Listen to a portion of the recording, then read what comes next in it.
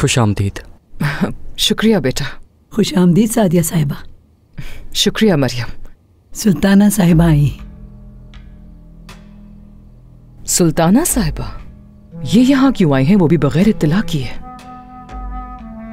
क्या कुछ हुआ है मॉम, बताएं। नहीं बेटा, ऐसा कुछ नहीं। आपने खाना खाया? नहीं खाया मैंने। फिर मैं आपके लिए कुछ बना के लाती हूँ। रहने दो, मुझे भूख नहीं है।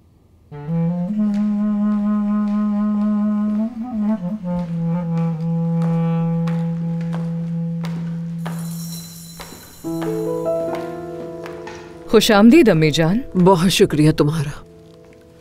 आ जाओ आ जाओ।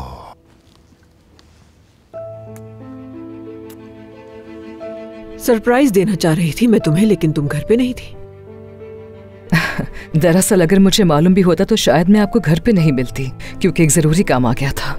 मेरे ख्याल में कोई बच्चा बीमार था। हाँ बिल्कुल, इसी वजह से देर हो गई। चलें फिर, सब खवातीन बैठी हैं, मिलकर बातें करें। मैं अंदर चलता हूँ। हाँ तो फिर मेरा भी क्या काम है खवातीन में? अगर तुम चाहो तो मेरे साथ अंदर चलो और आज की मीटिंग के बारे में अपडेट करो। क्या ये कोई इम्तिहान है बाबा? नहीं, ऐसा कुछ भी नहीं। हो सकता है इसके आइडियाज मुझे भी मदद दें मेरे काम में। आ जाओ।